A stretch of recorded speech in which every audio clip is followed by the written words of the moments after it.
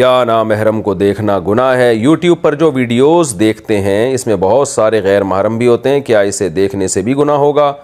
اربینہ صاحبہ انڈیا سے۔ نامحرم کو اگر کسی ضرورت سے دیکھا جائے تو گناہ نہیں ہے، لیکن اگر بلا ضرورت اور خواہش نفس کی نیت سے دیکھا جا رہا ہے اور اس کی طبیعت مائل ہو رہی ہے، فتنے میں پڑنے کا اندیشہ ہے، تو پھر جائز نہیں ہے۔ آج کل ایک ٹاپک پر بہت زیادہ ایشو بنایا ہوا ہے، وہ ہے شوہر کا زوجہ سے زبردستی مطالبہ کرنا ہے، ان کے قریب جانے کا۔ لبرل طبقہ اس پر بہت ایشو بنا رہا ہے کہ یہ ٹھیک عمل نہیں ہے۔ یہ ٹی وی چینلز پہ یہ بحث اٹھائی گئی ہے کہ مرد اگر اپنی زوجہ سے اپنی خواہش پوری کرنا چاہتا ہے، عورت کا موڈ نہیں ہے، تو کیا مرد اس پہ زبردستی کر سکتا ہے یا نہیں کر سکتا؟ یہ لوگ خود ہی اس اوٹ پٹانگ قسم کے مسائل اٹھاتے ہیں، اور جب ہم اس کا جواب دیتے ہیں تو کہتے ہیں یہ مولانا لوگ دیکھو کس قسم کی باتیں کر رہے ہیں۔ تو آپ نہ کریں اس قسم کی باتیں۔ پہلے مسائل کم ہیں کیا دنیا میں جو آپ یہ ٹاپک ایک نیا لے کے بیٹھ گئے؟ اگر کوئی مرد بالفرض زبردستی کر بھی رہا ہے بیوی کے ساتھ، اول تو کرتے نہیں ہیں مرد، آج کل تو خوراکیں ایسی ہو گئی ہیں کہ اس کی ریکوائرمنٹ پوری نہیں ہو رہی ہوتی، زبردستی تو دور کی بات ہے۔ لیکن اگر کوئی کر رہا ہے تو اس کا کوئی اتنا بڑا نقصان ہو رہا ہے کہ آپ اس ٹاپک کو ٹی وی پہ اٹھائیں اور اس پہ ڈیبیٹ کریں اور بحث کریں؟ کام ہے کہ ایک فضول بحث میں لوگوں کو ڈال دیا۔ زبردستی کیا کرے گا وہ؟ کیا اس کا کیا نقصان کر دے گا اگر وہ زبردستی اس نے کر بھی لیا؟ عورت کا تو کوئی نقصان نہیں ہوتا اس میں۔ نقصان ہوتا بھی کس کا ہے؟ مرد کا نقصان ہوتا ہے، اس کی انرجی خرچ ہوتی ہے، اس کی انرجی یوٹیلائز ہوتی ہے، تو اس میں عورت کی انرجی تو بہت کم جاتی ہے۔ تو یہ کوئی اتنا بڑا ایشو نہیں ہے، اور عام طور پہ مرد ایسا کرتے بھی نہیں ہیں۔ عام طور پر اگر کسی کی زوجہ کا موڈ نہیں ہے تو مرد برداشت کر لیتا ہے۔ ہماری سوسائٹی میں ایسا نہیں ہے کہ وہ مار پیٹ کے زبردستی وہ اس کے ساتھ اپنی خواہش پوری کر رہا ہو، لیکن ہمارے لبرل لوگوں کو نہ کوئی ایشو چاہیے۔ خواتین کے حقوق کے نام پر کسی نہ کسی چیز کو تماشا بنانا ہے انہوں نے، اس کو بھی خواتین کے حقوق میں شامل کر لیا ہے کہ جی مرد اگر اپنی بیوی سے زبردستی کرتا ہے تو عورت پہ ظلم ہے، ہماری سوسائٹی میں یہ بین ہونا چاہیے، یہ پابندی لگنی چاہیے۔ اور ان کے مسائل جیسے سارے حل ہو گئے ہیں۔ اب یہ ایک مسئلہ تھا جو بہت بڑا مسئلہ تھا اور بڑا خواتین پہ جی بہت ظلم ہو رہا تھا کہ مرد سے مراد بھی اس کا میاں ہے، اس کا میاں جو ہے اپنی بیگم سے زبردستی جو ہے اپنی خواہش پوری کر رہا ہے، اس بیچاری کا کیا ہوگا؟ تو مجھے بتاؤ، یہ تو میں تو جواب میں یہ اس ٹاپک کو جواب میں ریکارڈ کروا رہا ہوں نا، ورنہ یہ ہماری سوسائٹی میں اول ایسا ہوتا نہیں ہے کہ مرد زبردستی کرتے ہوں، بہت کم ریشو ہے۔ اور ایسے مرد کو تو ایوارڈ ملنا چاہیے، یار تیری صحت ماشاءاللہ، خوراک ایسی کھا رہا ہے کہ جی۔ ورنہ میاؤں کے جو حالات آج کل، آپ لوگ کے علاوہ میاؤں کی بات کر رہا ہوں، جو رپورٹیں ہیں وہ تو زبردستی تو دور کی بات، وہ تو اس کا مطالبہ نہیں پورا کر پا رہے۔ آپ کہہ سکتے ہیں پھر 4 شادیوں کی میں کیوں ترغیب دے رہا ہوں؟ ترغیب تو بھائی سب کو دی جائے گی، اثر اسی پر ہوگا جس کا ٹیسٹوسٹیرون لیول پورا ہوگا، ٹھیک ہے نا؟ جس کی صحت صحیح ہوگی اسی کو خواہش پیدا ہوگی، نہیں ہوگی تو وہ تو بیان سنتا رہے گا۔ اور کیونکہ اس کے لیے صرف جذبہ نہیں چاہیے بھائی، جسم میں طاقت بھی چاہیے۔ تو لیکن سارے ایک جیسے تھوڑی، صحت مند بھی ہیں الحمدللہ۔ اب مسئلہ یہ ہے کہ جب ٹی وی میں اچھال لیا گیا ہے تو میں اس کو ایکسپلین کر دیتا ہوں۔ دیکھو، یہ جو خواتین کے حقوق میں یہ بات اٹھائی جا رہی ہے کہ شوہر اپنی بیوی سے اپنی سیکشول ڈیزائر زبردستی پوری نہیں کر سکتا، یہ عورت پہ ظلم ہے، یہ مسئلہ اٹھایا جا رہا ہے۔ اکارڈنگ ٹو اسلام یہ عورت پہ ظلم یا بیوی پہ ظلم نہیں ہے۔ میں تو اسلام کو آپ کے سامنے رکھوں گا، جو اللہ کا قانون ہے وہ یہی ہے کہ اللہ کے قانون میں یہ عورت پہ ظلم نہیں ہے، بلکہ عورت مرد کی خواہش پوری کرنے میں اس کا ساتھ نہیں دیتی، اسے کوئی بیماری بھی نہیں ہے، یا تو بیمار ہے تو ایک الگ بات ہے، پھر تو روک سکتی ہے شوہر کو، یا اس کو مینسز آ رہے ہیں پھر بھی روک سکتی ہے، نہ اسے بیماری ہے نہ کوئی مینسز ہیں، تو پھر عورت اگر روکتی ہے تو یہ مرد پہ ظلم ہے۔ تو یہ مردوں کے حقوق کے لیے آواز اٹھانی چاہیے کہ کوئی مرد اپنی زوجہ کے قریب آنا چاہتا ہے، عورت اس کو روک دیتی ہے، تو عورت مظلوم نہیں ہے۔ مظلوم کون ہے ایسے موقع پہ؟ اسلام کہتا ہے مرد مظلوم ہے۔ اب ہم میڈیکلی دیکھتے ہیں، اخلاقی لحاظ سے دیکھتے ہیں کہ اسلام کی بات صحیح ہے یا ان لبرل لوگوں کی جو خواتین کے حقوق کے نام پہ خواتین ہی کا بیڑا غرق کر رہے ہیں۔ میں بھی بتاؤں گا، اس سے عورت کے حق نہیں ملے گا، اس کا بیڑا غرق ہوگا۔ یہ جو لبرل لوگ ہیں نا، ان کے لیبل بڑے اچھے ہوتے ہیں، ویمن رائٹس، لیکن وہ ایسے رائٹس دے رہے ہوتے ہیں جس سے جو رائٹس ملنے بھی چاہیے نا عورت کو، وہ بھی نہیں ملتے۔ آپ خود سوچو، جب ایک بیوی شوہر کو قریب نہیں آنے دے گی تو مرد پھر ادھر ادھر منہ مارے گا کہ نہیں مارے گا؟ باہر جا کے جب وہ منہ مارے گا تو خراب کس کا گھر ہوگا؟ اسی کا گھر خراب ہوگا۔ جو تھوڑی بہت آپس میں ریلیشن تھے وہ بھی خراب ہوں گے، اور ڈیورس کے نتیجے میں مرد کا اتنا نقصان نہیں ہوتا جتنا نقصان کس کا ہوتا ہے؟ عورت کا۔ ہماری سوسائٹی کے جو لبرل لوگ ہیں ہماری سوسائٹی کو قیاس کرتے ہیں یورپ پہ کہ وہاں تو ڈیورس کا عورت کو کوئی نقصان نہیں۔ او بھائی، ان کو فائدہ کب ہو رہا تھا جو نقصان ہوگا؟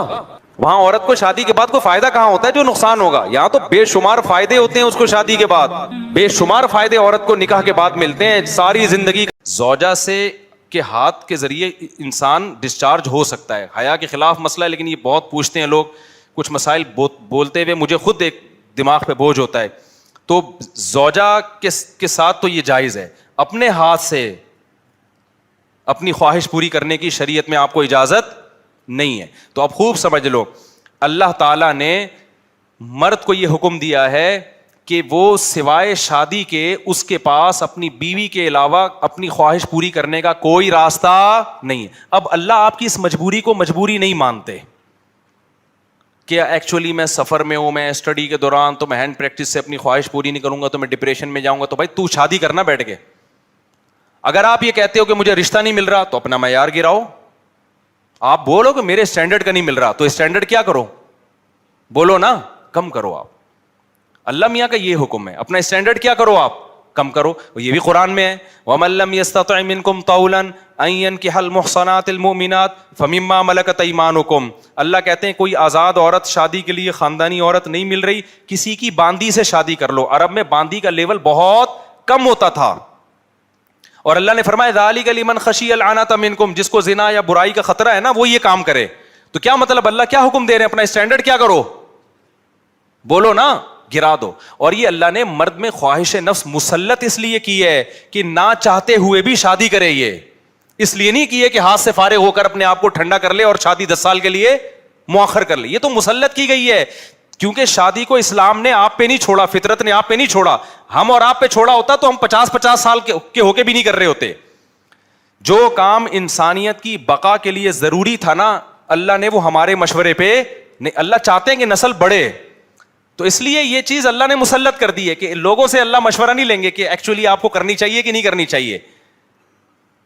اللہ مسلط اتنی کر دیتے، آدمی کہتا ہے بھائی میرا دماغ پھٹ رہا ہے، میں برائی کی طرف جا رہا ہوں، میرے پاس کرنے کے علاوہ اب کوئی آپشن ہے نہیں، تو مسلط ہو جائے۔ کیوں؟ اس کا فائدہ کیا ہوگا؟ مجبور ہو کے آپ نکاح کرو گے، ایک دوسری عورت کو بھی آپ برائی سے بچا لو گے، اور دونوں کے ملاپ سے اولاد ہوگی جو اللہ چاہتے ہیں کہ نسل بڑھے۔ یہ تو فیملی پلاننگ والے کہتے ہیں کہ نہیں بڑھے، لیکن اللہ نہیں مانتا ان چیزوں کو۔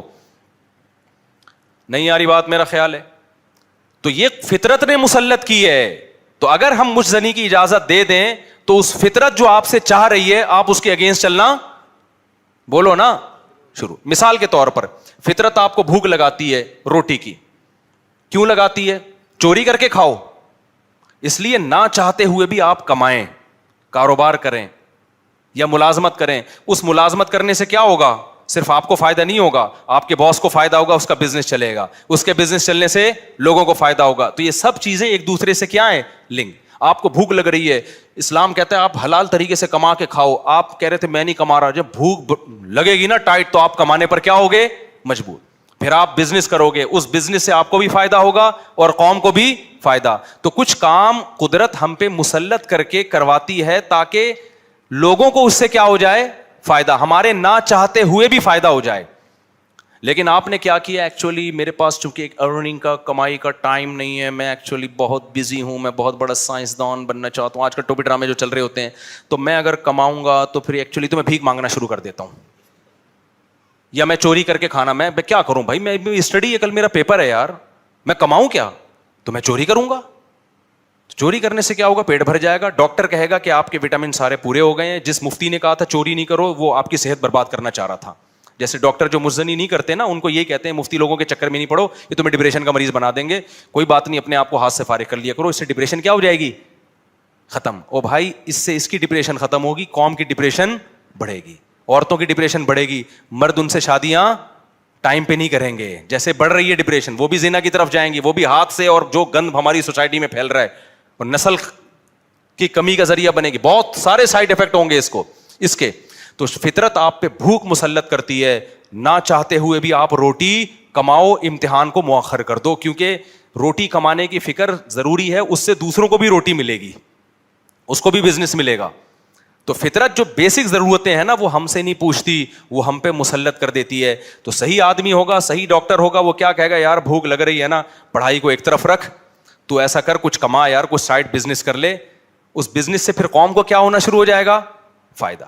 اگر فری پھوکٹ میں ملنا شروع ہو جائے تو وہ سارا سیٹ اپ کیا ہو جاتا ہے. تبھی تو میں عید کے خلاف ہوں. یہ جو دسترخوان لمبے لمبے بچھائے ہوئے ہوتے ہیں, امیر غریب کا فرق کیے بغیر کھلا رہے ہوتے ہیں, اس کا نقصان یہ ہے کہ لوگ اپاہج بن جاتے ہیں, پھر ملازمت کرنا چھوڑ دیتے ہیں. مزدوری مہنگی ہو جاتی ہے کیونکہ مزدوروں کو جب فری میں اتنا مل رہا ہوتا ہے وہ کہتے ہیں اب ہمیں ضرورت کیا. ہاں کہیں ایسے مزدور ہوں جن کی دہاڑیاں کم ہوں, وہ ایک الگ بات ہے. تو اب سمجھے اسلام اور دین فطرت ایک ہی چیز کے دو نام ہیں. تو اللہ میاں نے جب حکم دے دیا ہمیں کہ تمہارے پاس نکاح کے علاوہ کوئی راستہ نہیں ہے, تو اٹ مینز اب کوئی راستہ نہیں. اگر کسی کو لت پڑ چکی ہے تو توبہ کرے, عادت چھوڑنے کی کوشش کرے. وہ دفعہ ایئرپورٹ پہ خاتون نے پوچھا کہ بھئی ہمارے شوہر جو ہیں وہ ایک سال کے لیے ملک سے باہر رہتے ہیں, تو ہمارے لیے یہ تو نیچرل ہے نا. وہ کہتے ہیں ہمیں پھر برائی کے خیالات آنا شروع ہوتے ہیں. تو انہوں نے کچھ سوال پوچھے, وہ حیا کے خلاف ہیں, میں اس کو نہیں یہاں ڈسکس کر سکتا. میں نے ان سے کہا میاں کے علاوہ آپ کے پاس کوئی راستہ نہیں ہے اپنی خواہش پوری کرنے کا. تو وہ کہنے لگے پھر ہم کیا کریں, میاں بھی مجبور ہے. وہ کہہ رہے میں کیسے, اور اپنے ساتھ رکھ نہیں سکتا میاں, کیونکہ جو ہے وہ اس کے پاس اتنی تنخواہ نہیں ہے کہ بیوی کو رکھ سکے. تو چند کیس ایسے ہوتے ہیں. اصولی طور پر تو میاں کو چاہیے اللہ پہ توکل کرے, غریب بھی ہے نا اپنے ساتھ اپنی بیوی کو رکھے. کوئی بات نہیں, میاں بیوی دونوں روکھی سوکھی مل کے کھا لیں گے, کم پہ گزارا کر لیں گے. جو بیویوں کو چھوڑ کے ایک سال دو سال کے لیے باہر جاتے ہیں, یہ شریعت میں بالکل پسندیدہ نہیں ہے. اللہ نے بیوی کو صاحبہ کہا ہے, ساتھ رہنے والی, ساتھ رہنے والی. مجھے وزیر آباد میں 1 مہینہ رہنا تھا, یہ بات ہوگی 2006 یا 2007 کی. انہوں نے کہا کہ 1 مہینہ آپ نے یہاں اسٹے کرنا ہے. بیانات کے سلسلے میں نا مسجد 1 مہینے کے لیے میرے حوالے کی تھی. تو میں نے کہا بھائی میں تو بیگم کے بغیر 1 مہینہ نہیں رہ سکتا, بچے بھی تھے میرے. تو میں نے کہا 1 مہینہ میں نہیں رہ سکتا, مجھے بیگم بچے چاہیے, ان کا بھی ٹکٹ دو تو میں یہاں رہوں گا ورنہ نہیں رہوں گا. تو انہوں نے پھر بیگم بچوں کا بھی ٹکٹ دیا. وہ گھر والوں کے ساتھ رہ لیتے ہیں آدمی تمیز سے, ورنہ بیگم کے بغیر ہمارے لیے تو بڑا مشکل ہے اتنا لمبا عرصہ رہنا. مجبوری میں رہنا پڑتا ہے تو ایک الگ بات ہے, لیکن ہے مشکل کام. چاہے کتنے بھی آدمی کے میاں بیوی میں جھگڑے ہو نا, نہیں رہ سکتا بھائی. تو 1 سال کے لیے پتہ نہیں کیسے رہ لیتے ہیں لوگ بیگم کے بغیر. ٹھیک ہے ان کی مجبوری ہوتی ہے, میں مانتا ہوں, لیکن اس میں کوشش کرو اللہ پہ توکل کرو. بیگم روکھی سوکھی کھا لیں گے, لیکن اللہ میاں نے بیگم کو صاحبہ کہا ہے قرآن میں. صاحبہ کا مطلب ساتھ رہنے والی. صاحبہ کا کیا مطلب ہے, ساتھ رہنے